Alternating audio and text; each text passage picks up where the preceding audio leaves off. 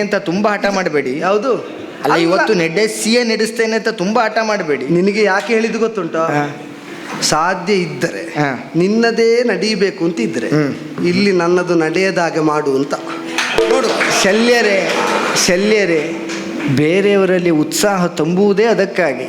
ನಮಗೊಂದಷ್ಟೊತ್ತು ವಿಶ್ರಾಂತಿ ಸಿಗ್ತದಲ್ಲ, ನಡೆಸುವವರು ನೀವೇ ಅಂತಾದ್ರೆ ನೋಡುವುದಕ್ಕೆ ನಂಗೆ ಎಂಥದ್ದು ಸಂಕೋಚ. ನಡೀಲಿ.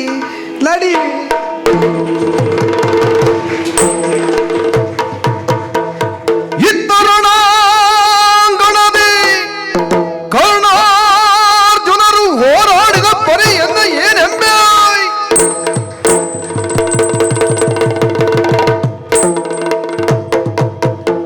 ಎಲ್ಲವೊಬ್ಬರ್ಥ ಕೇಳೋ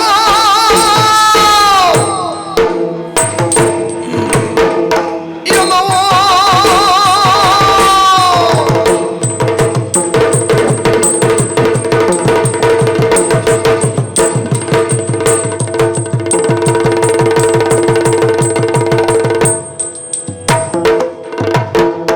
ಎಲ್ಲವ ಪಾರ್ಥ ಕೇಳು ನೀನು ಕಳವಿನಲ್ಲಿ ಸಿಂಧುರಪನ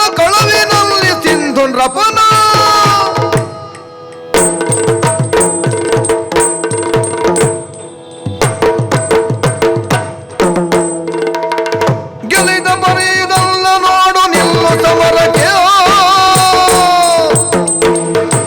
ಪಾರ್ಥ, ಕರ್ಣ ಮುಖಾಮುಖಿಯಾಗಿದ್ದೇವೆ. ದ್ವೈರಥ ಯುದ್ಧಕ್ಕೆ ಪಂಥಾಹ್ವಾನವನ್ನು ಕೊಟ್ಟು ನಿನ್ನೊಂದಿಗೆ ಸಮದಂಡಿಯಾದಂತಹ ಒಂದು ಹೋರಾಟದಲ್ಲಿ ಪ್ರಪಂಚ ನಿರ್ಣಯವಾಗಬಹುದಾದಂತಹ ಒಂದು ನಿಲುಮೆಯನ್ನು ತಳೆಯಬೇಕು ಅನ್ನುವಂತಹ ನಿರ್ಣಯ ಯಾವತ್ತೋ ನನ್ನ ಮನದಲ್ಲಿ ಮೂಡಿದ್ದು. ಸರಿ, ನೀನು ಅಲ್ಪಬಲ ಅನ್ನುವಂತಹ ತಾತ್ಸಾರದಿಂದ ಅಲ್ಲ, ಲೋಕದಲ್ಲಿ ವರ್ತಮಾನ ಕಾಲದಲ್ಲಿ ಅದ್ವಿತೀಯನಾಗಿ ಬಿಲ್ಗಾರರ ಮಧ್ಯದಲ್ಲಿ ಕಾಣಿಸಿಕೊಳ್ಳಬಹುದಾದಂತಹ ವರ್ಚಸ್ಸನ್ನು ನಿನ್ನ ಸಾಧನೆಯ ಮೂಲಕವಾಗಿಯೇ ನೀನು ಸಂಪಾದಿಸಿಕೊಂಡಿದ್ದಿ. ಪುಣ್ಯಾತ್ಮನಾಗಿಯೇ ಸಂಜನಿಸಿದವ ಈ ಪ್ರಪಂಚಕ್ಕೆ. ಹುಟ್ಟಿದ ಕಾಲಕ್ಕೆ ದೇವವಾಣಿಯೇ ಎಚ್ಚರಿಸಿತಂತೆ, ಭವಿಷ್ಯತ್ತಿನಲ್ಲಿ ನಿನ್ನದ್ದಾದಂತಹ ಯೋಗ್ಯತೆ ಏನೆಲ್ಲ ಆಗಿ ಹೋಗ್ತದೆ ಅಂತ. ಹಾಗಿದ್ರೆ ಅಂತಹ ಒಂದು ಹಿನ್ನೆಲೆಯ ಹಿರಿತನವನ್ನು ಹುಟ್ಟಿನಿಂದಲೇ ಹೊಂದಿ ಈ ಪ್ರಪಂಚದಲ್ಲಿ ನಿನ್ನದ್ದಾದಂತಹ ಸಾಧನೆಯ ಮೂಲಕವಾಗಿ ಬಿಲ್ವಿದ್ಯೆಯಲ್ಲಿ ನೀನೊಬ್ಬ ಸರ್ವ ಸಮರ್ಥನಾಗಿ ಪ್ರಪಂಚದಲ್ಲಿ ಕಾಣಿಸಿಕೊಳ್ಳುವಂತಹ ಸಾಧನೆಯನ್ನು ನೀನು ಮಾಡಿದ್ದಿ. ಸಾಧಿಸಬೇಕು ಅನ್ನುವಂತಹ ಉದ್ದೇಶ ಇದ್ದವನಿಗೆ ಸರಿಯಾದ ಪಥದಲ್ಲಿ ಸಾಧಕನಾಗಿ ಮುಂದುವರಿಯುವಂತಹ ಕಾಲದಲ್ಲಿ ಅನುಕೂಲಗಳು ಒದಗಿ ಬಂದು ಸಿದ್ಧಿಯಾಗಬೇಕು ಅಂತಾದ್ರೆ ಕೇವಲ ಶ್ರಮ ಮಾತ್ರ ಸಾಕಾಗುವುದಿಲ್ಲ. ಅದರ ಹಿಂದೆ ಕಣ್ಣಿಗೆ ಕಾಣದೇ ಇದ್ದ ಯಾವುದೋ ಒಂದು ಅದೃಷ್ಟವು ಬೇಕಾಗುತ್ತದೆ ಅನ್ನುವುದನ್ನು ನಾವು ಬದುಕಿನ ಅನೇಕ ಆಯಾಮಗಳಿಂದ ಅನುಭವವಾಗಿ ಹೊಂದಲೇಬೇಕಾಗುತ್ತದೆ. ಅಂತಹ ಒಬ್ಬ ಸಾಧಕನನ್ನಿಸಿಕೊಂಡ ಮೂರು ಲೋಕದ ಗಂಡ ಅಥವಾ ಗಾಂಡೀವಿ ಕೋದಂಡಧರ ಅನ್ನುವಂತಹ ಖ್ಯಾತಿಯನ್ನು ಹೊಂದಿದ ನಿನ್ನನ್ನೇ ನನ್ನ ಪ್ರಬಲ ಸ್ಪರ್ಧಿಯಾಗಿ ನಾನು ಆಯ್ಕೆ ಮಾಡಿಕೊಂಡೆ. ಸರಿ, ಪರಸ್ಪರ ಈರುವರು ವ್ಯಕ್ತಿಗಳಲ್ಲಿ ಒಂದು ಸಂಘರ್ಷವೋ ಸ್ಪರ್ಧೆಯೋ ಹುಟ್ಟಿಕೊಳ್ಳುವುದಕ್ಕೆ ಭಿನ್ನ ಭಿನ್ನ ಕಾರಣಗಳಿರ್ತವೆ. ಒಂದೋ ವಿದ್ಯಾ ಪ್ರಾಬಲ್ಯವನ್ನು ಕಾಣಿಸಿಕೊಳ್ಳಬೇಕನ್ನುವಂತಹ ಉದ್ದೇಶ, ಅಲ್ಲದಿದ್ರೆ ಇನ್ನಾವುದೋ ಪೂರ್ವ ಜನ್ಮದ ಹಿನ್ನೆಲೆಯ ಮೂಲಕವಾಗಿ ಸಿದ್ಧವಾದಂತಹ ಯಾವುದೋ ಒಂದು ಭಾವ, ಅದರ ಮೂಲಕವಾಗಿ ಸಂಘರ್ಷ ಸ್ಪರ್ಧೆಗಳಿರ್ತದೆ. ಪ್ರಪಂಚದಲ್ಲಿ ಸಹಜವಾಗಿ ಒಂದಕ್ಕೊಂದು ಹೋಲಿಕೆ, ಒಂದರೊಡನೊಂದು ಸ್ಪರ್ಧೆ, ಇದು ಸಹಜವಾದಂತಹ ಸ್ವಭಾವ. ನಮ್ಮನ್ನು ನಾವು ಅಳತೆ ಮಾಡುವುದಕ್ಕಾದರೂ ನಮಗೊಂದು ಅಳತೆಗೋಲು ಅನ್ನುವುದು ಬೇಕಾಗ್ತದೆ. ಮಾಪನ ಇಲ್ಲದೆ ಯಾವನ ಯೋಗ್ಯತೆಯು ಪ್ರಪಂಚಕ್ಕೆ ಪ್ರಕಟ ಆಗುವುದಿಲ್ಲ. ಯಾವ ವಸ್ತುವನ್ನಾದರೂ ಯಾವ ವ್ಯಕ್ತಿಯನ್ನಾದರೂ ಪ್ರಪಂಚ ಗುರುತಿಸಿಕೊಳ್ಳುವಲ್ಲಿ ಅವನನ್ನೊಂದು ಮಾಪನದ ಮೂಲಕವಾಗಿ ಅಳತೆ ಮಾಡಿಯೇ ಕಾಣುವಂತಹ ದೃಷ್ಟಿಯನ್ನು ಹೊಂದಿದೆ. ಓ ಅವರಿಗೆ ಸಮನಂತೆ, ಓ ಇವ ಇಷ್ಟಂತೆ, ಅಷ್ಟು ಎತ್ತರವಂತೆ, ಹೀಗಿದ್ದಂತಹ ವಾಕ್ಯಗಳು ಹುಟ್ಟಿಕೊಳ್ಳುವುದಕ್ಕೆ ಕಾರಣವಾಗುವುದು ಹೇಗೆ? ಪ್ರಪಂಚದಲ್ಲಿ ಅಳತೆ ಮಾಡುವಂತಹ ಬುದ್ಧಿ ಜಾಗೃತವಾಗಿಯೇ ಉಂಟು. ಒಂದರೊಡನೊಂದು ಹೋಲಿಸಿ ನೋಡುವಂತಹ ಗುಣ ಅವರಲ್ಲಿ ಸಹಜವಾಗಿಯೇ ಇದೆ. ಆದ್ದರಿಂದಲೇ ನನಗೂ ಬಿಲ್ವಿದ್ಯೆಯಲ್ಲಿ ಅತಿಶಯತೆಯನ್ನು ಸಂಪಾದಿಸಿಕೊಂಡಂತಹ ನಿನ್ನೊಂದಿಗೆ ಒಂದು ಸ್ಪರ್ಧಾ ಮನೋಭಾವ ಜಾಗೃತವಾಗಿ ಉಳಿದು ಹೋಯಿತು. ಯಾಕೆ? ನಾನು ಪ್ರೀತಿಸಿದ ವಿದ್ಯೆ ಅಪೂರ್ವವಾದಂತಹ ಹಂಬಲದಿಂದ ನಾನು ಒಬ್ಬ ಬಿಲ್ಗಾರನಾಗಿ ಕಾಣಿಸಿಕೊಳ್ಳಬೇಕು ಅನ್ನುವಂತಹ ಉದ್ದೇಶದಿಂದ ನಾನು ಸಾಧನೆಯನ್ನು ಮಾಡಿದವನೇ. ಆದ್ದರಿಂದಲೇ ಸಾಧನೆಗೆ ತಕ್ಕುದಾದಂತಹ ಸಿದ್ಧಿ ಆ ಒರೆಗಲಿನ ಮೂಲಕವಾಗಿ ಒರೆದು ನೋಡುವ, ನಮ್ಮದ್ದಾದಂತಹ ಅರ್ಹತೆ ಏನು ಅನ್ನುವುದನ್ನು ಪ್ರಪಂಚಕ್ಕೆ ಪ್ರಕಟಿಸುವ ಈ ನಿರ್ಣಯದಿಂದ ನಿನ್ನೊಂದಿಗೆ ಸ್ಪರ್ಧೆ ಬೆಳೆದದ್ದು. ಸ್ಪರ್ಧೆ ಬೆಳೆದ ಕಾಲಕ್ಕೆ ಆ, ಆರೋಗ್ಯಪೂರ್ಣವಾಗಿ ಮುಂದೆ ಹ್ಮ್ ಅನುಕೂಲಗಳು ಒದಗಿ ಬರಬೇಕು. ಹ್ಮ್ ಪ್ರತಿಕೂಲಗಳು ಒದಗಿ ಬಂದ್ರೆ ಆ. ಅದಕ್ಕೆ ಯಾವುದೋ ತಡೆ ಒಡ್ಡಲ್ಪಟ್ಟರೆ ಆ. ಆ ಕಾಲಕ್ಕೆ ಸಹಜವಾಗಿ ಮತ್ತೊಂದು ದಾರಿಗೆ ಅದು ಹೊರಳಿಕೊಳ್ಳುತ್ತದೆ. ಆ. ಅದು ಪ್ರಪಂಚದ ನ್ಯಾಯ. ಹ್ಮ್. ಸರಿಯಾದ ದಾರಿಯಲ್ಲೇ ಕ್ರಮಿಸುತ್ತಿರುವುದಕ್ಕೊಂದು ಅಡ್ಡ ಹಿಡಿದ್ರೆ ಹ್ಮ್. ಆಮೇಲೆ ಅದು ಬಳಸು ದಾರಿಯನ್ನು ಹಿಡಿಯಲೇಬೇಕಾಗುತ್ತದೆ. ಆ. ಹರಿದು ಹೋಗುವಂತಹ ನೀರಾದರೂ ಆ. ಬಂಡೆ ಸಿಕ್ಕಿದ ಕಾಲಕ್ಕೆ ಸ್ವಲ್ಪ ದಾರಿ ತಿರುಗಿಸ್ತದೆ. ಆ, ತನ್ನದ್ದಾದಂತಹ ಗತಿಯನ್ನು ಉಳಿಸಿಕೊಳ್ಳುವುದಕ್ಕೆ ಅದಕ್ಕೆ ಸಾಧ್ಯವಾಗುವುದಿಲ್ಲ, ಮುಂದುವರಿಯಲೇಬೇಕು. ಹ್ಮ್. ಈ ನಿರ್ಣಯದಿಂದಲೇ ಹ್ಮ್. ನಮ್ಮೊಳಗೆ ಏರ್ಪಟ್ಟಂತಹ ಒಂದು ಸ್ಪರ್ಧಾ ಮನೋಭಾವ, ಆ. ಅದಕ್ಕೆ ಸರಿಯಾದ ವೇದಿಕೆ ಸಿಗದೇ ಇದ್ದಂತಹ ಕಾಲಕ್ಕೆ ಹ್ಮ್. ಅನೇಕ ತಿರುವುಗಳನ್ನೆಲ್ಲ ಕಂಡುಕೊಳ್ಳಬೇಕಾಗಿ ಬಂತು. ಹ್ಮ್. ಯಾಕೆಂದ್ರೆ ಮೂಲಭೂತವಾಗಿ ಇದ್ದದ್ದು ಸ್ಪರ್ಧೆ. ಹ್ಮ್ ಆ ಸ್ಪರ್ಧೆಯನ್ನು ಒದಗಿಸಿಕೊಳ್ಳಬೇಕು ಅಂತಾದರೆ ಅನ್ಯಾನ್ಯ ಪಥವನ್ನು ಆಶ್ರಯಿಸಬೇಕಾದಂತಹ ಅನಿವಾರ್ಯತೆ ಬದುಕಿನಲ್ಲಿ ಬಂತು. ಹ್ಮ್ ಎಲ್ಲೋ ಹೋಗಬೇಕಾಗಿದ್ದ ಜೀವನ ಆ. ಹೇಗೋ ಸಾಗಿತು. ಹ್ಮ್. ಹೀಗೆ ಪ್ರಪಂಚದವರು ಆಡುವ ಹಾಗಾಯಿತು. ಹ್ಮ್. ನಮಗ ಹಂಬಲ ಉಂಟೋ ಇಲ್ಲೋ ಅನ್ನುವುದು ಪ್ರಧಾನ ಪ್ರಶ್ನೆಯಲ್ಲ. ಆ. ಪ್ರಪಂಚದವರ ದೃಷ್ಟಿಯಿಂದ ಹಾಗೆ ಕಂಡುಕೊಳ್ಳುವ ಹಾಗಾಯಿತು. ಆ, ಕಾಲ ತುದಿಯಲ್ಲಿ ಶರೀರದ ಭಾರವನ್ನಿಳುಹಿ, ಆ, ಕೊರಳನ್ನು ಉದ್ದ ಮಾಡಿ, ಆ, ಕಣ್ಣೋಟವನ್ನು ಸಾಧ್ಯ ಇದ್ದಷ್ಟೂ ಹರಿಸಿ, ಆ. ಕರ್ಣಾರ್ಜುನದ ಕಾಳಗದ ಮೈಸಿರಿಯನ್ನು ಕಾಣುವಂತಹ ಉದ್ದೇಶವನ್ನು ಆ. ಕೇವಲ ಈ ಭೂಮಿಯಲ್ಲಿದ್ದವರು ಮಾತ್ರ ಅಲ್ಲ, ಆ. ಬಹುಶಃ ಲೋಕಾಂತರದ ಮಂದಿಗಳು ಆ. ನಿರೀಕ್ಷೆಯ ಕಣ್ಣಿನಿಂದ ಕಾಣುವಂತಹ ಕ್ಷಣ ಇಂದಿನ ದಿನ ಸಿದ್ಧವಾಗಿದೆ. ಸರಿ. ಯಾಕೆಂದ್ರೆ ಹ್ಮ್. ಅನೇಕ ಸಲ ಪ್ರಚಾರವೇ ಬಹಳ ದೊಡ್ಡ ಕೆಲಸ ಮಾಡುವುದು, ಹೌದೌದು. ಅವರದ್ದಾದಂತಹ ಸಾಧನೆ ಎಲ್ಲ ಕೆಲಸ ಮಾಡುದು, ಪ್ರಚಾರವೇ ದೊಡ್ಡದು ಮಾಡುದು. ವಾಹ್, ಅವನಿಗೆ ಇವ ಪ್ರತಿಸ್ಪರ್ಧಿ ಅಂತೆ, ಇವನಿಗೆ ಅವ ಎದುರಂತೆ, ಅವರಿಗೆ ಮುಖಾಮುಖಿ ಅಂತೆ, ಒಂದು ಸಂಘರ್ಷ ಉಂಟಂತೆ. ಹಾಗಿದ್ರೊಮ್ಮೆ ನೋಡಿ ಬಿಡೋಣ. ಸಹಜವಾಗಿ ಈ ಭಾವ ಹುಟ್ಟುತ್ತದೆ. ಪ್ರಚಾರ ಹೆಚ್ಚಾದಷ್ಟು ಪ್ರಸ್ತುತಿ ಮಾಡುವವರಿಗೆ ಒತ್ತಡವು ಹೆಚ್ಚು ಇರ್ತದೆ. ಹ್ಮ್ ಕುರುಕ್ಷೇತ್ರದ ಈ ರಣಧಾರಿಣಿಯಲ್ಲಿ ಯುದ್ಧಾರಂಭವಾಗಿ ಇಂದಿನ ಸೂರ್ಯಾಸ್ತಮಾನವಾದ್ರೆ 17 ದಿನಗಳೇ ಕಳೆದು ಹೋಯಿತು ಅಂತ ನಮಗೆ ಲೆಕ್ಕ ಮಾಡಲಿಕ್ಕೆ ಬರ್ತದೆ. ಹೌದು. ಅನೇಕ ವಿಕ್ರಮಿಗಳು ತಮ್ಮದ್ದಾದಂತಹ ಪೌರುಷವನ್ನು ವಿಕ್ರಮವನ್ನು ಕಾಣಿಸಿ ತಮ್ಮ ಅರ್ಹತೆಯನ್ನು ಪ್ರಕಟಿಸಿದರು, ತಮ್ಮ ಸಾಮರ್ಥ್ಯದ ಮಿತಿಯನ್ನು ತೋರಿಸಿಕೊಟ್ರು. ಆ, ಅದನ್ನು ನಾವು ಸ್ಪಷ್ಟವಾಗಿ ಅಂಗೀಕರಿಸಲೇಬೇಕಾಗುತ್ತದೆ. ಎಂತೆಂಥವರು ಕಾಳಗದ ಕಣದಲ್ಲಿ ಎದುರಾದ ಕಾಲಕ್ಕೂ ಏನು ಅಲ್ಲದೆ ಇದ್ದವರು ಸೋಲಿಸಿದರು. ಎಲ್ಲವೂ ಅಹುದಾದ್ರೂ ಕೆಲವು ಮಂದಿಗಳ ಮುಂಭಾಗದಲ್ಲಿ ವಿನಾಕಾರಣವಾಗಿ ಸೋತರು. ಅಂತಹ ಸನ್ನಿವೇಶಗಳೆಲ್ಲ ಈ ಯುದ್ಧ ಭೂಮಿಯಲ್ಲಿ ಒದಗಿ ಬಂತು. ಆಗಿದೆ. ಸೋಲುವಲ್ಲಿ ಕಾರಣವಾದದ್ದೇನು? ಯಾವುದೋ ಒಂದು ಆನುಷಂಗಿಕವಾದಂತಹ ಉದ್ದೇಶಗಳು ಬೇರೆ ಬೇರೆ ಇದ್ದಿರ್ಲಿಕ್ಕೂ ಸಾಕು, ಅಥವಾ ಆ ಕಾಲದಲ್ಲಿ ಅವರ ಅದೃಷ್ಟವೇ ಕೈಕೊಟ್ಟದಿರ್ಲಿಕ್ಕೂ ಸಾಕು, ಅಥವಾ ಇದರಿನವನ ಅದೃಷ್ಟ ಒಳ್ಳೆದಿದ್ದಿರಬೇಕು. ಎರಡೂ ಆದ್ರೂ ಸರಿಯೇ. ಏನೋ ಒಂದು ಕಾರಣದಿಂದ ಸೋಲು ಗೆಲುವುಗಳು ಆಗುತ್ತಾ ಸಾಗುತ್ತಾ ಹೋಗಿದೆ. ಪಕ್ಕನೇ ಗುರುತಿಸುವಾಗ ನಮ್ಮ ಪಕ್ಷಕ್ಕೆ ಸೋಲು ಅಂಟಿದಂತಹ ಅನುಭವ ನಮಗೆ ಸ್ಪಷ್ಟವಾಗಿ ಕಾಣಿಸ್ತದೆ. ಇಂದಿನ ತನಕವು ನಿರ್ಣಾಯಕವಾದ ಗೆಲುವು ಪಾಂಡವರದ್ದು ಕೇಳಿದ್ರಲ್ಲ, ಯಾಕೆಂದ್ರೆ ಯುದ್ಧ ಇನ್ನೂ ಮುಗಿದಿಲ್ಲ. ಎಲ್ಲಿಯ ತನಕ ಪಕ್ಷದ ನಾಯಕ ಯುದ್ಧದ ಘೋಷಣೆಗೆ ವಿರಾಮವನ್ನು ತರುವುದಿಲ್ಲ, ಅಥವಾ ಪಕ್ಷದ ನಾಯಕನೇ ವಿರಾಮವನ್ನು ಹೊಂದುವುದಿಲ್ಲ, ಅಲ್ಲಿಯ ತನಕ ಯುದ್ಧದಲ್ಲಿ ಸೋಲು ಗೆಲುವಿನ ನಿರ್ಣಯವನ್ನು ಮಾಡಿಕೊಳ್ಳುವುದಕ್ಕಾಗುವುದಿಲ್ಲ. ಸಂಚಲನಶೀಲತೆಯನ್ನು ಹೊಂದಿದಂತಹ ಪ್ರಪಂಚದಲ್ಲಿ ಬದುಕುವಂತಹ ಮಂದಿಯ ಬದುಕಿನಲ್ಲಿ ಸೋಲು ಗೆಲುವುಗಳು ಸ್ವಾಭಾವಿಕವಾಗಿ ಹೀಗೆ ಚಲನಶೀಲತ್ವವನ್ನೇ ಹೊಂದಿಯೇ ಇರ್ತದೆ. ಆದ್ದರಿಂದಲೇ ಒಂದನೇ ದಿವಸ ಗೆದ್ದವ ಮರು ದಿವಸ ಅವನಲ್ಲೇ ಹೋರಾಟ ಮಾಡುವಾಗ ಗೆದ್ದಿದ್ದಾನೆ ಅನ್ನುವುದಕ್ಕೆ ನಿರ್ಣಯ ಇಲ್ಲ. ಸೋತ ಹಿಂದೆ ಹೋದದ್ದುಂಟು. ಹಾಗಾಗಿ ಸೋಲು ಗೆಲುವಿನ ನಿರ್ಣಯ ಆಗುವುದಿಲ್ಲ. ಪರಸ್ಪರ ಪ್ರತಿಜ್ಞಾಬದ್ಧರಾಗಿ ಇಂದಿನ ದಿನ ನಾವು ಮುಖಾಮುಖಿಗಳಾಗಿದ್ದೇವೆ. ಪ್ರತಿಜ್ಞೆ ಏನು? ಬದುಕಿನಲ್ಲಿ ನಿನಗೆ ಹೊಸತಲ್ಲ. ಅನೇಕ ಪ್ರತಿಜ್ಞೆಗಳನ್ನು ಮಾಡಿದವ, ಅದನ್ನು ಕೈಗೂಡಿಸಿಕೊಳ್ಳುವಲ್ಲಿ ಅನೇಕ ಯತ್ನಗಳನ್ನು ಮಾಡಿದವ. ಅನೇಕ ಸಂದರ್ಭಗಳಲ್ಲಿ ನೇರ ಆಗಿದೆ, ಇನ್ನು ಕೆಲವು ಸಂದರ್ಭಗಳಲ್ಲೆಲ್ಲ ಅನ್ಯಾನ್ಯ ಕಾರಣಗಳ ಮೂಲಕವಾಗಿ ನಿನ್ನ ಪ್ರತಿಜ್ಞೆಯನ್ನು ಪೂರ್ತಿ ಮಾಡಿಕೊಳ್ಳಬೇಕಾದಂತಹ ಸನ್ನಿವೇಶ ನಿನ್ನ ಬದುಕಿನಲ್ಲಿ ಒದಗಿ ಬಂದಿದೆ. ಯಾರೋ ಸಹಾಯಕ ಒದಗಿ ಬರಬೇಕಾಗಿ ಬಂತು, ಅಥವಾ ಇನ್ನಾವುದೋ ಒಂದು ದಾರಿಯನ್ನು ಅವಲಂಬಿಸಬೇಕಾಗಿ ಬಂತು. ಬಹಳ ದೂರ ಯಾಕೆ, ಮೊನ್ನೆ 14ನೇ ದಿವಸ ಹೌದು, ಇದೇ ಕುರುಭೂಮಿಯಲ್ಲಿ ಆಗಿ ಹೋದಂತಹ ಒಂದು ಸೈಂಧವವದ ಪ್ರಕರಣ. ಪ್ರತಿಜ್ಞಾಬದ್ಧನಾದೆ, ನಿನ್ನ ಮಗನ ಮರಣಕ್ಕೆ ಕಾರಣನಿದ್ದಾನೆ ಅವ ಅನ್ನುವಂತಹ ಭಾವದಿಂದ ಅವನನ್ನು ಸೂರ್ಯಾಸ್ತಮಾನಕ್ಕಿಂತ ಮುನ್ನ ಕೊಂದು ಕಳೆಯುತ್ತೇನೆ ಅಂತ ಮೊದಲನೇ ದಿವಸ ಪ್ರತಿಜ್ಞೆ ಮಾಡಿ, ಮರುದಿವಸ ಸೂರ್ಯಾಸ್ತಮಾನಕ್ಕೆ ಕೆಲಸ ಆಗಬೇಕಿತ್ತು. ಆಗಲಿಲ್ವೋ ಕೇಳಿದ್ರೆ ಸೈಂಧವ ಈಗ ಸತ್ತಿದ್ದಾನೆ. 15ನೇ ದಿವಸ ಯುದ್ಧವೂ ಆಗಿದೆ, 16 ದಾಟಿದೆ, 17ಕ್ಕೆ ಬಂದು ಮುಟ್ಟಿದ್ದೆ. ಸತ್ತಿದ್ದಾನೆ ಹೌದು, ಕೊಲ್ಲುವಲ್ಲಿ ನೀನು ಅನುಸರಿಸಿದಂತಹ ದಾರಿ ಯಾವುದು ಅನ್ನುವುದನ್ನು ನಾವು ವಿಮರ್ಶಿಸಿದರೆ ನೇರವಾಗಿ ಮುಖಾಮುಖಿಯಾಗಿ ಒಬ್ಬ ವೀರನಾದವನು ಮಾಡಬಹುದಾದ ದಾರಿಯಲ್ಲಿ ಸಾಗಿಯೇ ನೀನು ಗೆದ್ದೆಯ. ಯಾಕೆಂದ್ರೆ ನೀನು ಮಾಡಿದ ಪ್ರತಿಜ್ಞೆಯನ್ನು ಅವಧರಿಸಿದ ನಮ್ಮವನಾದಂತಹ ಸುಯೋಧನನ ಒತ್ತಾಯಕ್ಕೆ ಮಣಿದು ಸೇನಾಧಿಪತಿತ್ವವನ್ನು ಹೊಂದಿದಂತಹ ಕೋಲಗುರುಗಳು ಬಲವಾದಂತಹ ರಕ್ಷಣೆಯನ್ನು ಒದಗಿಸಿಕೊಡುವುದಕ್ಕೆ ಸಿದ್ಧರಾದರು. ಬೇರೆ ಬೇರೆ ವ್ಯೂಹಗಳನ್ನು ಬಲಿದು ಸಿಂಧೂ ನೃಪನನ್ನು ಸಂರಕ್ಷಿಸುವಂತಹ ತಮ್ಮದ್ದಾದ ಧ್ಯೇಯಕ್ಕೆ ಇಂಬನ್ನು ಕಾಣಿಸಿದರು. ಸೂಚಿ ವ್ಯೂಹ ಇರಬಹುದು, ಶಕಟ ವ್ಯೂಹ ಇರಬಹುದು, ಪದ್ಮ ವ್ಯೂಹ ಇರಬಹುದು. ಈ ವ್ಯೂಹಗಳ ಮಧ್ಯದಲ್ಲಿ ಬಂಧಿತನಾದಂತಹ ಸಿಂಧೂ ನೃಪಾಲನನ್ನು ನಿನ್ನದ್ದಾದಂತಹ ಸಾಹಸ ಸತ್ವದಿಂದ ಹೊರಗೆಳೆದು ಕೊಲ್ಲುವುದಕ್ಕೆ ನಿನಗೆ ಸಾಮರ್ಥ್ಯ ಸಾಕಾಗದೇ ಹೋಯಿತು. ಸೂರ್ಯನ ಅಸ್ತಮಿಸ್ತಾನೆ ಅನ್ನುವಂತಹ ಕಾಲಕ್ಕಾಗುವಾಗ ಏನೋ ಕಣ್ಣು ಕತ್ತಲೆ ಬಂದಾಗಾಯಿತು, ಎಲ್ಲೆಲ್ಲಿಯೂ ಕತ್ತಲೆ ಆವರಿಸಿತು. ನೀನು ಅಗ್ನಿಗುಂಡವನ್ನು ಪ್ರವೇಶ ಮಾಡುವಂತಹ ಸನ್ನಿವೇಶ ಬಂತು ಅನ್ನುವ ಭಾವದಿಂದ ಅಡಗಿ ಕುಳಿತಿದ್ದವನೇ ತಲೆ ಹೊರಗೆ ಹಾಕಿದ. ಆ ಕಾಲಕ್ಕೆ ಶರ ಪ್ರಯೋಗಿಸಿ ಸಿಂಧೂ ನೃಪತಿಯನ್ನು ನೀನು ಕೊಂದೆ. ಆಡಿದ ಮಾತಿನಂತೆ ಕೊಂದದ್ದಿಲ್ವೋ ಕೇಳಿದ್ರೆ ಅವ ಸತ್ತದ್ದು ಹೌದು.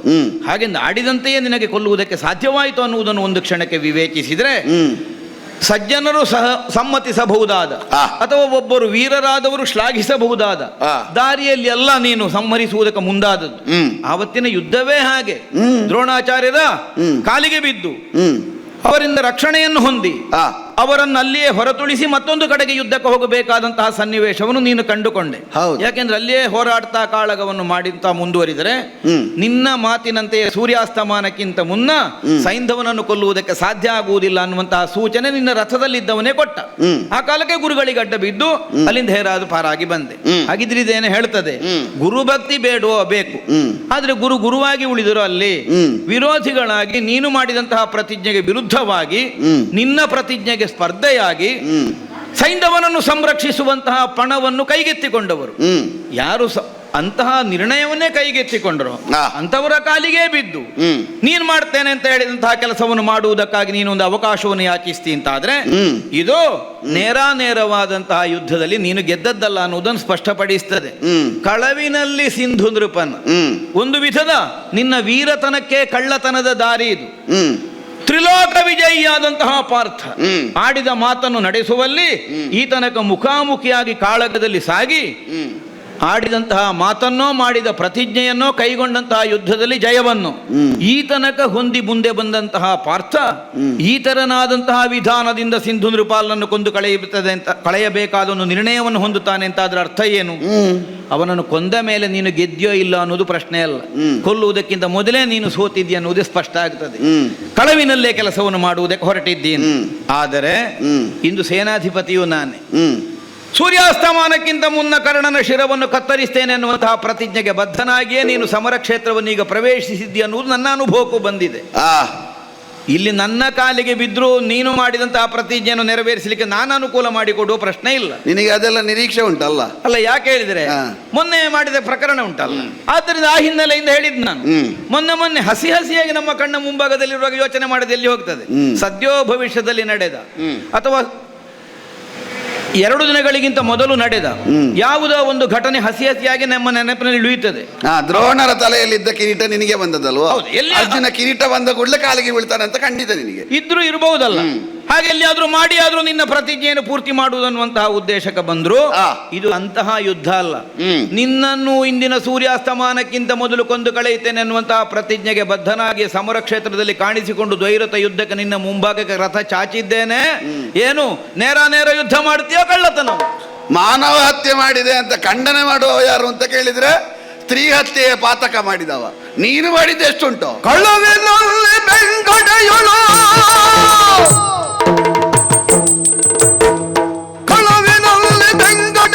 ಕರದ ಬಿಲ್ಲ ಕಡಿದೆ ಜೀವಗಳ್ಳ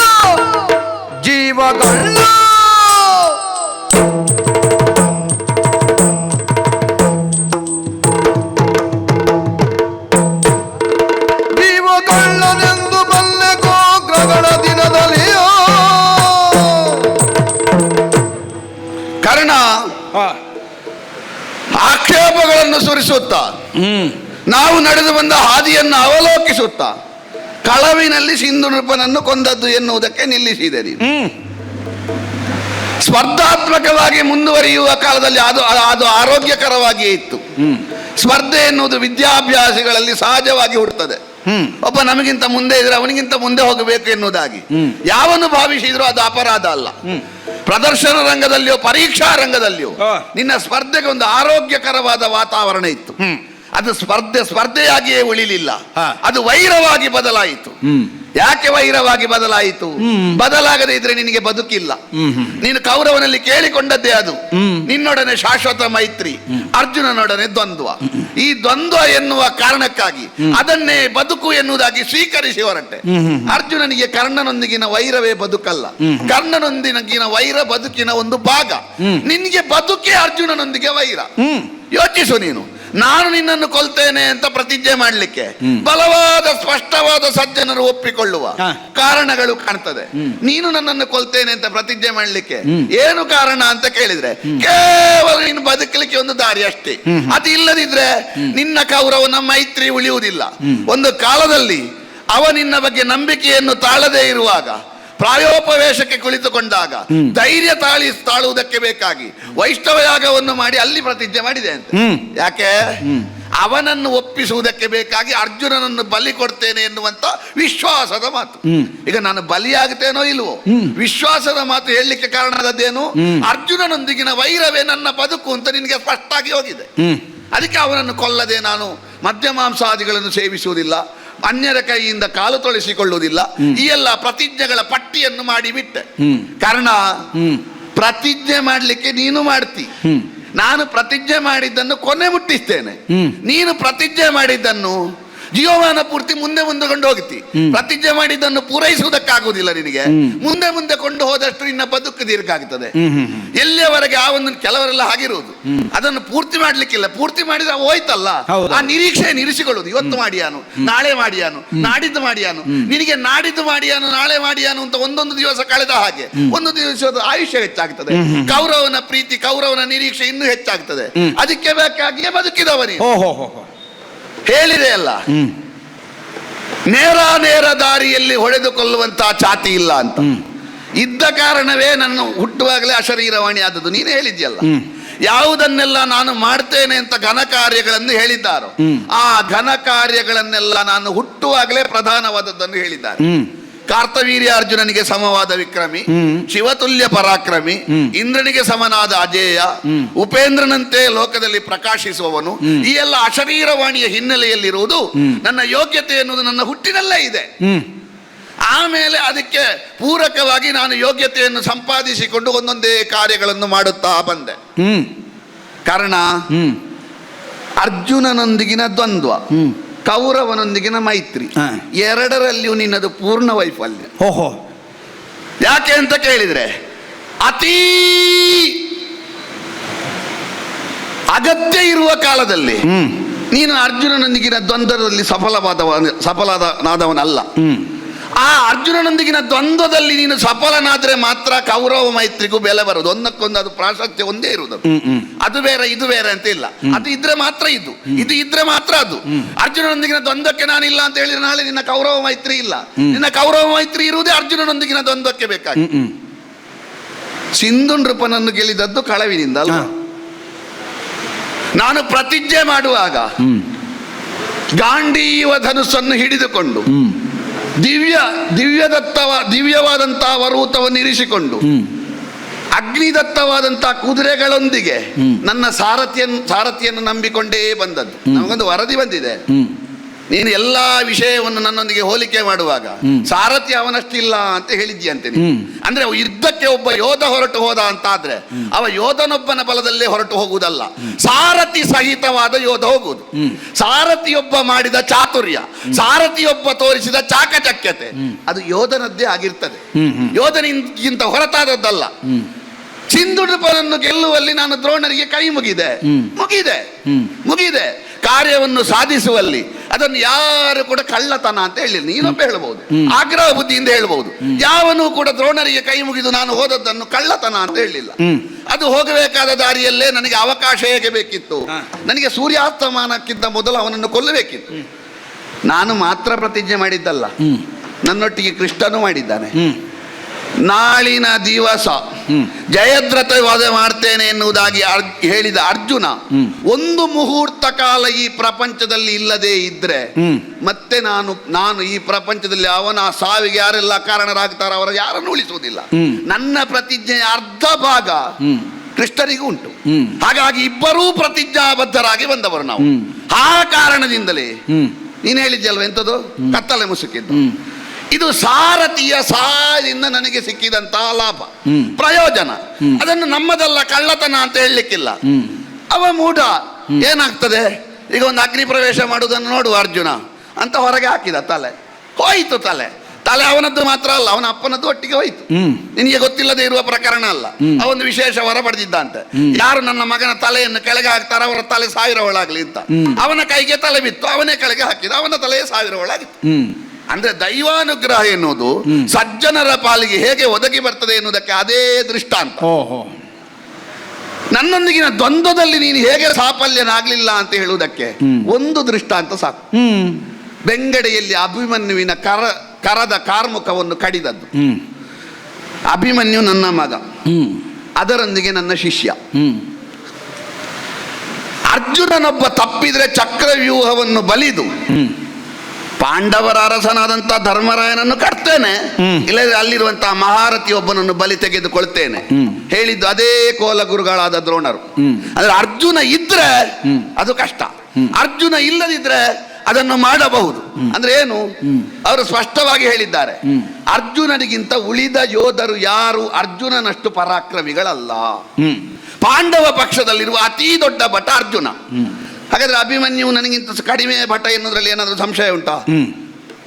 ಅವ ಕಲಿತದ್ದೆಷ್ಟು, ಚಕ್ರವ್ಯೂಹಕ್ಕೆ ಬರುವುದಕ್ಕೆ ಅವನಿಗೆ ಸಿದ್ಧಿಯಾದದ್ದೆಷ್ಟು ಅಂತ ನಮಗೂ ಸ್ಪಷ್ಟ ಉಂಟು.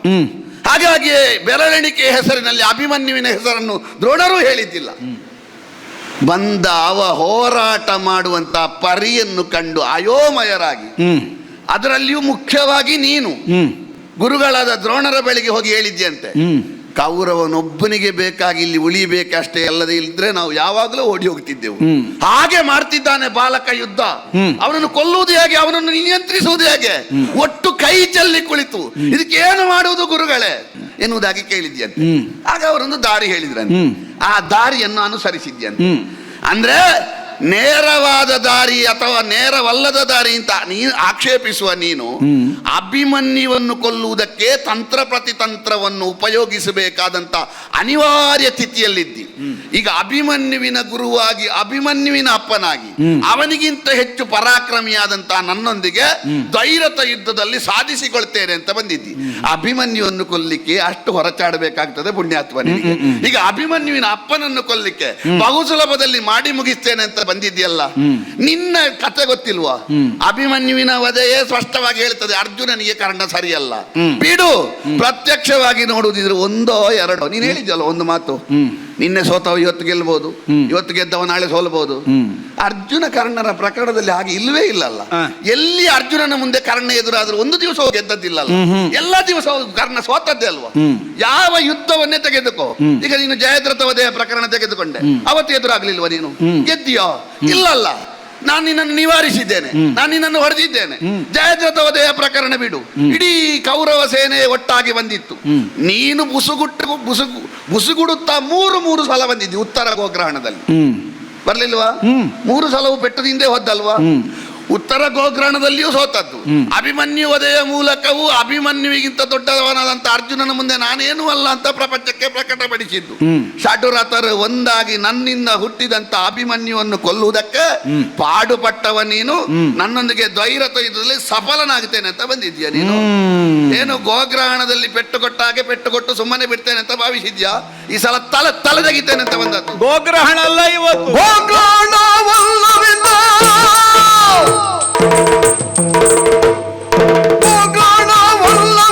ಪಾರ್ಥ ನಿನಗೆ ಸೋಮಗ್ರಹಣ, ಪಾರ್ಥ ನಿನಗೆ ಸೋಮಗ್ರಹಣ.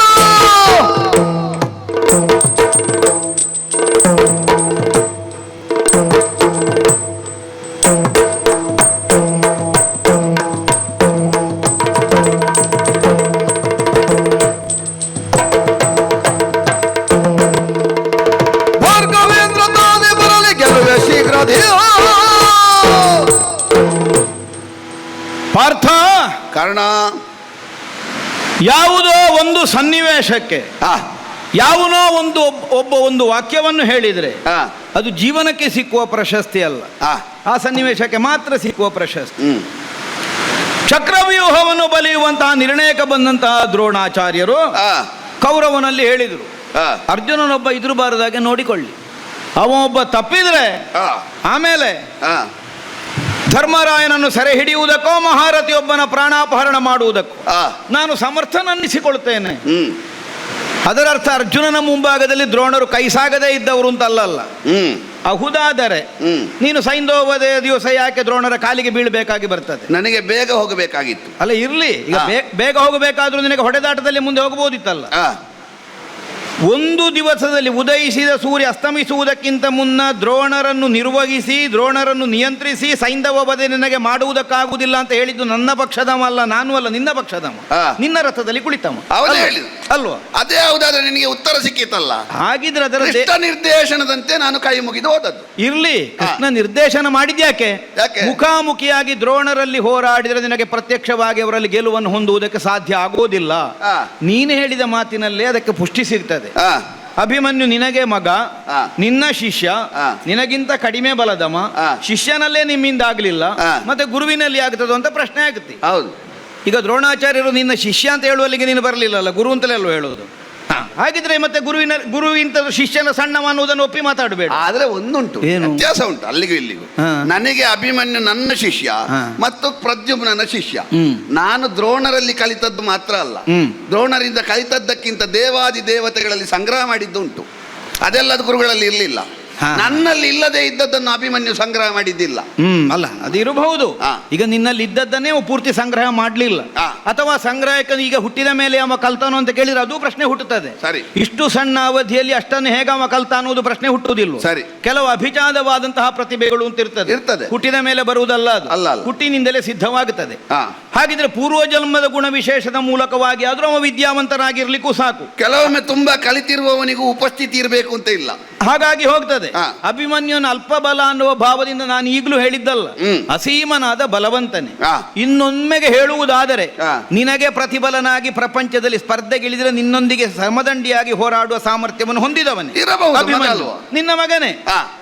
ಅಂತವನನ್ನು ಹಾ. ಹಿಂಬದಿಯಿಂದ ಬಾಣವನ್ನು ಪ್ರಯೋಗಿಸಿ ಹಾ.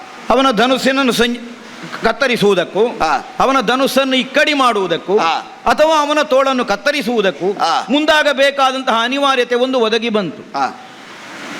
ನಮ್ಮ ಬದುಕಿನ ವೈಫಲ್ಯ ಅಂತ ಹೇಳಲಿಕ್ಕಿಲ್ಲ. ಹಾ. ಚಕ್ರವ್ಯೂಹವನ್ನು ಕಟ್ಟಿ ಹಾ. ಧರ್ಮರಾಯನನ್ನು ಸೆರೆ ಹಿಡಿಯುವಂತಹ ಉದ್ದೇಶದಿಂದ ಹಾ. ಗುರುಗಳಾದಂತಹ ದ್ರೋಣಾಚಾರ್ಯರು ಮಾಡಿದಂತಹ ಅಂದಿನ ಸಂಗಾರ ಅದು. ಹಾ. ಆದ್ರೆ ಏನಾಯ್ತು? ಹ್ಮ್. ಧರ್ಮರಾಯನು ಯುದ್ಧಕ್ಕೆ ಬರಲಿಲ್ಲ. ಹ್ಮ್.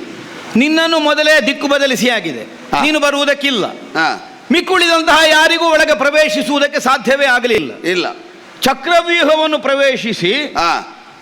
ಚಕ್ರವ್ಯೂಹದ ಭೇದನದ ಕ್ರಮದ ಪರಿಪೂರ್ಣವಾದಂತಹ ಪಾಠವನ್ನು ಹೊಂದಿರದಂತಹ ಅಭಿಮನ್ಯು ಹಾ.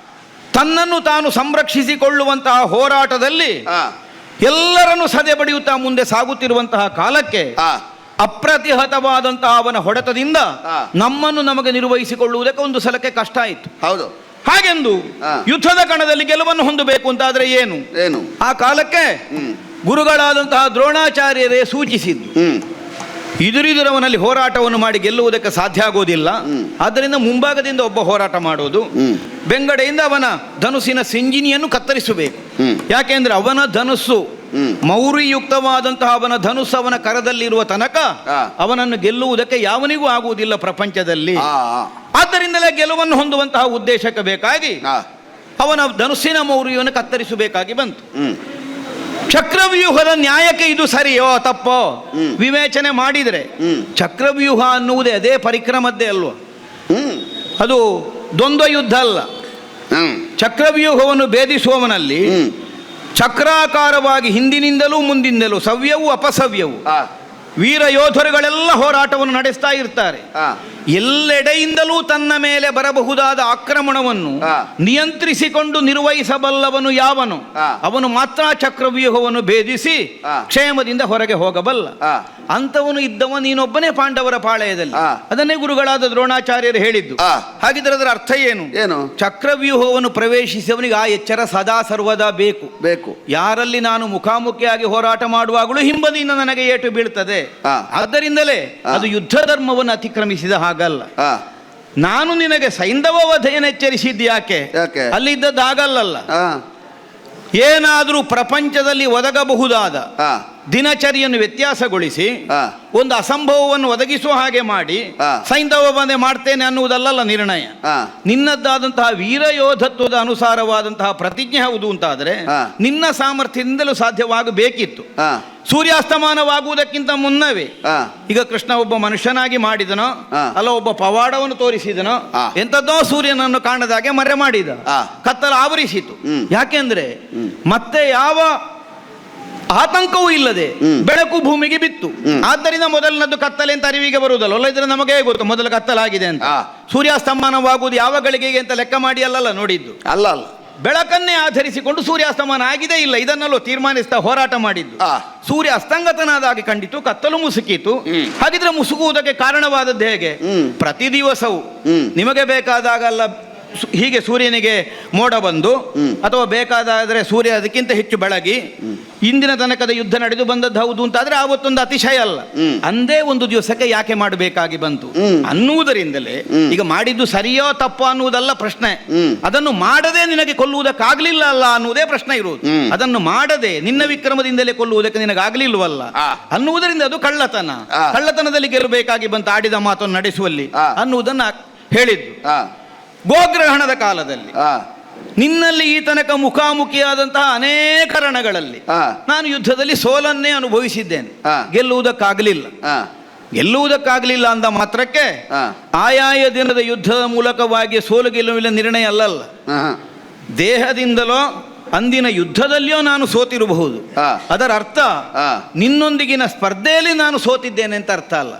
ಅಹುದಾದ್ರೆ ನನ್ನನ್ನು ಯಾರು ಒತ್ತಾಯಿಸಿದ್ದು ಅಲ್ಲ. ಅರ್ಜುನನೊಂದಿಗೆ ಮುಖಾಮುಖಿಯಾಗಿ ನೀನು ಹೋರಾಟವನ್ನು ಮಾಡತಕ್ಕದ್ದು ಅನ್ನುವಂತಹ ನಿರ್ಬಂಧ ಇಲ್ಲ. ಸುಯೋಧನನಲ್ಲಿ ನಾನು ಕೇಳಿ ಪಡೆದದ್ದು. ನೀನು ಪಕ್ಕನೇ ಹೇಳಿದಿ ನನ್ನ ಜೀವನಕ್ಕಾಗಿ ನಿನ್ನನ್ನು ನಾನು ವಿರೋಧಿಸುತ್ತಾ ಇದ್ದೇನೆ ಅಂತ. ಅದು ನಿನಗಾದ ತಪ್ಪು ಗ್ರಹಿಕೆ. ಸ್ವತಂತ್ರವಾಗಿ ಬದುಕುವುದಕ್ಕೆ ಸಾಮರ್ಥ್ಯ ಇಲ್ಲದೆ ಇದ್ದವ ಅಲ್ಲ. ನಿನಗೇ ಗೊತ್ತಿದೆ ನನ್ನ ವಿಕ್ರಮ. ಏಕಾಂಗ ವೀರನಾಗಿ ಅಖಂಡ ಭೂಮಂಡಲದಲ್ಲಿ ದಿಗ್ವಿಜಯವನ್ನು ಸಾಧಿಸಿ ನಮ್ಮ ಸುಯೋಧನ ವೈಷ್ಣವ ಯಾಗವನ್ನು ಮಾಡುವುದಕ್ಕೆ ಬೇಕಾದ ಕಪ್ಪ ಕಾಣಿಕೆಗಳನ್ನೆಲ್ಲ ಸಂಗ್ರಹಿಸಿ ತಂದು ಕೊಟ್ಟವ ನಾನು. ಅವನಿಗೆ ಬೇಕಾಗಿ ಅಷ್ಟು ಮಾಡ್ಲಿಕ್ಕೆ ಬರೋನಿಗೆ ನನಗೆ ವಾಸ ಮಾಡ್ಲಿಕ್ಕೆ ಬೇಕಾಗಿ ಒಂದು ರಾಜ್ಯ ಕಟ್ಟಲಿಕ್ಕೆ ಆಗುದಿಲ್ವಾ? ನನಗೆ ಬದುಕು ಸಾಗಿಸುವುದಕ್ಕೆ ನನ್ನ ರಟ್ಟೆಯಲ್ಲಿ ತ್ರಾಣ ಇಲ್ವಾ? ಅದಕ್ಕಾಗಿ ಅಲ್ವೇ ಅಲ್ಲ. ಪ್ರದರ್ಶನ ರಂಗದಲ್ಲಿ ಆದಂತಹ ಒಂದು ಮುಖಾಮುಖಿಯಲ್ಲಿ ಒದಗಿ ಬಂದಂತಹ ಸನ್ನಿವೇಶದಲ್ಲಿ ನಾನು ಅಪಮಾನದಿಂದ ಮುಖ ಕೆಳಗೆ ಹಾಕುವಂತಹ ಸನ್ನಿವೇಶ ಸೃಷ್ಟಿಯಾದ ಕಾಲಕ್ಕೆ ಆ ಸುಯೋಧನ ನನ್ನ ಕುಲವನ್ನೋ ನನ್ನ ಜನ್ಮವನ್ನೋ ನನ್ನ ಹಿನ್ನೆಲೆಯನ್ನೋ ಯಾವುದನ್ನು ಆಲೋಚಿಸದೆ ನನಗೆ ಅಂಗರಾಜ್ಯವನ್ನಿತ್ತನಲ್ಲ. ಅವನ ಉದ್ದೇಶ ಸ್ವಾರ್ಥವೇ ಇರಬಹುದು. ನಿನ್ನೊಂದಿಗೆ ಸ್ಪರ್ಧೆಗೆ ನನಗೆ ಪಕ್ಷಕ್ಕೊಬ್ಬ ಜನ ಬೇಕು ಅನ್ನುವ ಕಾರಣಕ್ಕೆ ಆಗಿರಬಹುದು. ಆದ್ರೂ ನನಗೆ ಕೊಟ್ಟದ್ದು ಸುಳ್ಳಲ್ವಲ್ಲ. ನನಗೊಂದು ಇಲ್ಲದೆ ಇದ್ದಂತಹ ಕಾಲಕ್ಕೆ ನನಗೊಂದು ಮನ್ನಣೆಯನ್ನು ತರುವುದಕ್ಕೆ ಬೇಕಾಗಿ ಹಿಂದು ಮುಂದೆ ಆಲೋಚಿಸದೆ ಅಂಗರಾಜ್ಯಾಭಿಷೇಕವನ್ನು ಮಾಡಿ ಸ್ನೇಹ ಹಸ್ತವನ್ನು ಚಾಚಿದಂತಹ ಸುಯೋಧನಲ್ಲಿ ನಾನು ಕೇಳಿಕೊಂಡದ್ದು ಎರಡು ಅವಕಾಶಗಳನ್ನು. ಒಂದು ಅರ್ಜುನನೊಂದಿಗೆ ಸ್ಪರ್ಧೆ, ಮತ್ತೊಂದು ಸುಯೋಧನನೊಂದಿಗೆ ಶಾಶ್ವತವಾದಂತಹ ಮೈತ್ರಿ. ನಿನ್ನಲ್ಲಿ ಶಾಶ್ವತವಾದ ಸ್ಪರ್ಧೆ, ಸುಯೋಧನಲ್ಲಿ ಶಾಶ್ವತವಾದ ಮೈತ್ರಿ. ನಿನ್ನ ವಿರೋಧ ಮಾಡುವುದಕ್ಕಾಗಿಯೇ ಸುಯೋಧನಲ್ಲಿ ಸಖ್ಯ ಅಂತ ಅರ್ಥ ಅಲ್ಲ. ಸುಯೋಧನ ಸಖ್ಯ ಮಾಡಿದ್ದಕ್ಕೆ ನಿನ್ನಲ್ಲಿ ವಿರೋಧ ಅಂತಲೂ ಅಲ್ಲ. ಅದಾದ್ರೆ ಒಂದೇ ಸಾಕಾಗ್ತದೆ.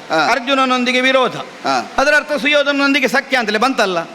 ಸುಯೋಧನೊಂದಿಗೆ ಸಖ್ಯ ಅನ್ನುವುದರ ಧ್ವನಿ ಅರ್ಜುನನೊಂದಿಗೆ ವಿರೋಧ. ಎರಡೂ ಪ್ರತ್ಯೇಕವಾಗಿ ಕೇಳಿದ್ದೇನೆ. ಅದರ ಅರ್ಥ ಏನು?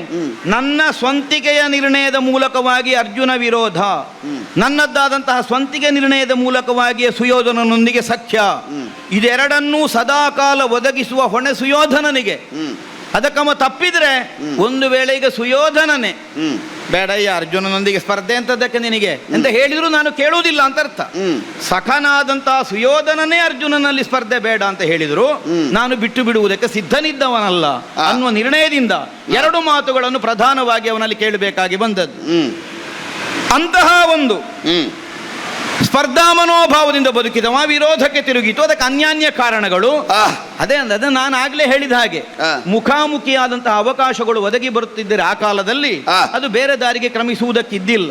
ಸುಯೋಧನನ ಇಷ್ಟಕ್ಕೆ ಬೇಕಾಗಿ, ನನ್ನ ಸಕನವನನ್ನುವಂತಹ ಕಾರಣಕ್ಕೆ ಬೇಕಾಗಿ ಪಾಂಡವ ವಿರೋಧದಿಂದ ಲೋಕ ಪ್ರಶ್ನಿಸಬಹುದಾದಂತಹ ಅನೇಕ ಚರ್ಯೆಗಳಲ್ಲಿ ನಾನು ನಡೆದಿದ್ದೇನೆ.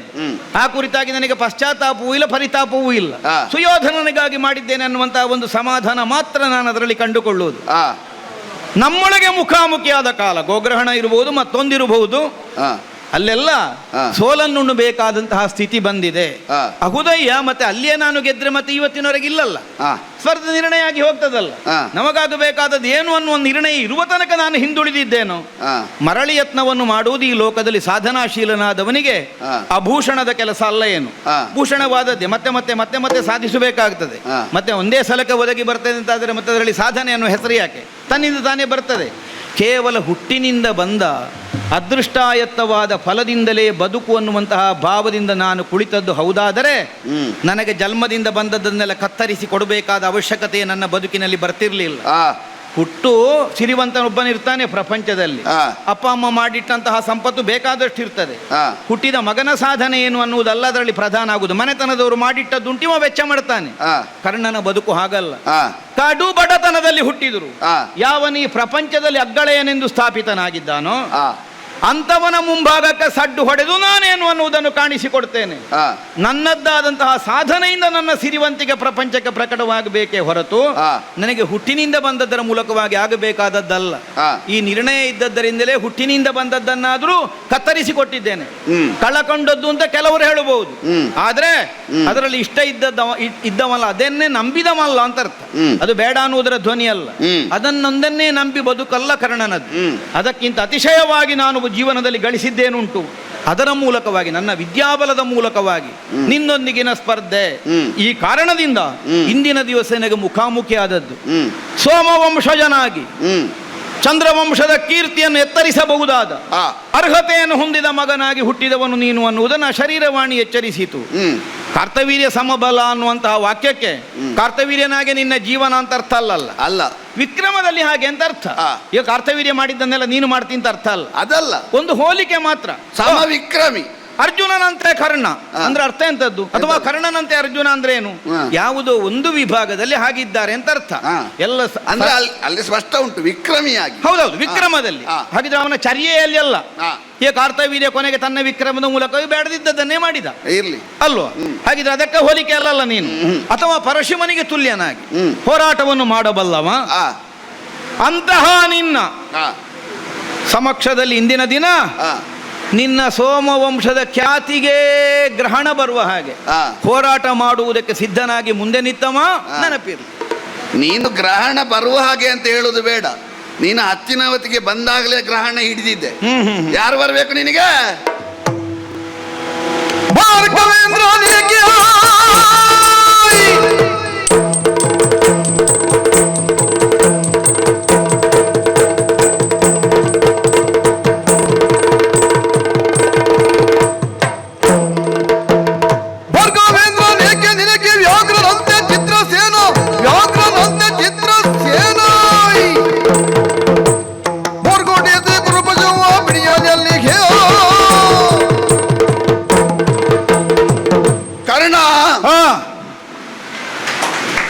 ಸೈಂಧವಧೆಯ ಪ್ರಕರಣವನ್ನು ಹೇಳುತ್ತಾ ಅಭಿಮನ್ಯುವಿನ ಕಾಳಗದಲ್ಲಿ ಮಾಡಿದ ತಂತ್ರಗಳನ್ನು ಉದ್ಧರಿಸುತ್ತಾ ಅಲ್ಲಿ ನಾವು ಮಾಡಿದಂತಹ ಕಾರ್ಯ ಏನಿದ್ರು ಧರ್ಮ ಸಹಿತವಾದದ್ದು. ಸೈಂಧವಧೆಯಲ್ಲಿ ನಿನ್ನ ವಿಕ್ರಮದ ದೌರ್ಬಲ್ಯ ಕಾಣ್ತದೆ. ನಮಗೆ ಧಾರ್ಮಿಕವಾಗಿ ಪ್ರಬಲನೋ ಅಥವಾ ದುರ್ಬಲನೋ ಎನ್ನುವುದಾಗಿ ಬೇಕಾದ್ದೇ ಹೊರತು ರಟ್ಟೆತ್ರಾಣದಲ್ಲಿ ಏನು ಅಂತ ಎನ್ನುವುದು ಮುಖ್ಯವೇ ಅಲ್ಲ. ಯಾಕೆ ಮುಖ್ಯ ಅಲ್ಲ? ರಟ್ಟೆತ್ರಾಣವನ್ನೇ ನಂಬಿಕೊಂಡು ಪಾಂಡವರು ಬಂದದ್ದಲ್ಲ. ಅದೇ ಹೌದಾದ್ರೆ ಸಾಮಾನ್ಯ ನಿಯಮದಲ್ಲಿಯೋ 11 ಅಕ್ಷೋಹಿಣಿಯ ಮುಂದೆ 7 ಅಕ್ಷೋಹಿಣಿ ಎಂತದ್ದು? ನಾವು ಪರಾಕ್ರಮಕ್ಕಿಂತ ಹೆಚ್ಚು ಸತ್ಯ ಪರಾಕ್ರಮವನ್ನು ನಂಬಿಕೊಂಡು ಬಂದದ್ದು. ಏನು ಸೈಂಧವಧೆ ಆಗುವಾಗ ಏನು ಪ್ರಪಂಚದ ಪ್ರಾಜ್ಞರು ದೇವತೆಗಳು ಅದು ತಪ್ಪು ಅಂತ ಹೇಳಿದ್ರ ಘೋಷಣೆ ಮಾಡಿ. ನೀವು 6 ಮಂದಿ ಷಡ್ರಥರು ಸೇರಿ ಒಬ್ಬ ಮಗುವನ್ನು ಬಾಲಕನನ್ನು ಅಭಿಮನ್ಯುವನ್ನು ಕೊಲ್ಲುವಾಗ ದೇವವಾಣಿ ಮೊಳಗಲಿಲ್ವಾ? ಷಡ್ರಥರೆಲ್ಲ ಸೇರಿ ಬಾಲಕನನ್ನು ಕೊಂದದ್ದು ಇದು ಅಧರ್ಮ ಎನ್ನುವುದಾಗಿ ಸ್ಪಷ್ಟವಾಗಿ ಘೋಷಣೆ ಆಗಿದೆ ಎಂದಾದ್ರೆ ನೀವು ಮಾಡಿದ್ದು ಅಧರ್ಮ ಅಂತ ಲೋಕದವರು ಹೇಳಬೇಕಾದಿಲ್ಲ, ಮೇಲ್ಲೋಕದವರೇ ಹೇಳಿದ್ದಾರೆ. ಮಾಡಿದ್ದು ಅಭಿಮನ್ಯುವಿನ ವಧೆ ಅಧರ್ಮದಿಂದಲೇ. ಅದನ್ನು ದೇವವಾಣಿ ಒಪ್ಪಿಕೊಂಡ ಮೇಲೆ ಪ್ರಮಾಣ ಎಂತದ್ದು? ಬಿಡು. ಅಲ್ಲ, ಸ್ಪರ್ಧೆಗೆ ಹೊರಟಂತಹ ನಾನು ಕೌರವ ಮೈತ್ರಿಯೊಂದಿಗೆ ಅರ್ಜುನ ದ್ವಂದ್ವವನ್ನು ಅಪೇಕ್ಷಿಸಿದ್ದೇನೆ. ಅದಕ್ಕೆ ನೀನು ಉದಾಹರಣೆಯಾಗಿ ಕೊಡೋದು ವೈಷ್ಣವ ಯಾಗ ಅಲ್ವಾ? ವೈಷ್ಣವ ಯಾಗದಲ್ಲಿ ನೀನು ಪ್ರತಿಜ್ಞೆ ಮಾಡಲಿಕ್ಕೆ ಕಾರಣವಾದದ್ದೇ ಕೌರವನ ಮೈತ್ರಿಯನ್ನು ಗಟ್ಟಿಗೊಳಿಸುವುದಕ್ಕೆ. ಪ್ರಕರಣವನ್ನು ನೆನಪಿಸಿಕೊ. ಚಿತ್ರಸೇನ ಕಾಳಗ, ಚಿತ್ರಸೇನ ಕಾಳಗದಲ್ಲಿ ಕೌರವನಿಗೆ ಅತಿ ಹತಾಶೆಯಾದದ್ದು ಯಾಕೆ? ಚಿತ್ರಸೇನ ಹೊಡೆದ ಎನ್ನುವ ಕಾರಣಕ್ಕಾಗಿ ಅಲ್ಲ, ಚಿತ್ರಸೇನನಿಂದ ಸೋತೆ ಎನ್ನುವ ಅವಮಾನಕ್ಕಿಂತ ಹೆಚ್ಚು ಪಾಂಡವರು ನನ್ನನ್ನು ಬಿಡಿಸಿದ್ರು. ಪಾಂಡವ ದ್ವೇಷ, ಪಾಂಡವರು ನನ್ನನ್ನು ಬಿಡಿಸಿದ್ರಲ್ಲ, ಅವರ ಕೃಪಾ ಕಟಾಕ್ಷದಿಂದ ಬದುಕಬೇಕಾಯ್ತಲ್ಲ, ಅವರ ಕೃಪಾ ಕಟಾಕ್ಷದಿಂದ ಬದುಕಬೇಕಾದಂತ ನನ್ನ ಜೀವವೇ ಬೇಡ ಎನ್ನುವ ಭಾವದಿಂದ ಪ್ರಾಯೋಪವೇಶಕ್ಕೆ ಕುಳಿತುಕೊಂಡು ತಮ್ಮ ದುಶ್ಯಾಸನ ನೀನು ರಾಜ್ಯಾಳು, ನಾನಿಲ್ಲಿ ನಿರಾಶನ ವ್ರತದಿಂದ ಸಾಯ್ತೇನೆ ಅಂತ ಹೇಳಿದಂತೆ. ನೀನು ಬಂದು ಎಬ್ಬಿಸಿದ್ಯಂತೆ ಪ್ರಭು, ಹಾಗೆ ಹೀಗೆ ಅವನಿಗೆ ಧೈರ್ಯ ಹೇಳಿದ್ಯಂತೆ. ನಿನ್ನ ಯಾವ ಧೈರ್ಯದ ಮಾತುಗಳನ್ನು ಕೇಳಲಿಲ್ಲ ಅಂತ ಪಾತಾಳಕ್ಕೆ ಸಂಶಪ್ತಕರು ಕೊಂಡು ಹೋಗಿ ಧೈರ್ಯ ವಚನಗಳನ್ನಾಡಿ ಮತ್ತೆ ಅವನನ್ನು ಉದ್ದೀಪಿಸಿ ಆಮೇಲೆ ನಿನ್ನನ್ನು ನಂಬುವ ಹಾಗೆ ಆದದ್ದು ವೈಷ್ಣವ ಯಾಗದಲ್ಲಿ. ನೀನು ವೈಷ್ಣವ ಯಾಗವನ್ನು ವೈಭವೀಕರಿಸಿ ಹೇಳ್ತಿ. ರಾಜಸೂಯ ಯಾಗದ ಮುಂದೆ ವೈಷ್ಣವ ಯಾಗ ಎನ್ನುವುದು ಏನೂ ಅಲ್ಲ, ಇದು ನಾನು ಹೇಳುವುದಲ್ಲ.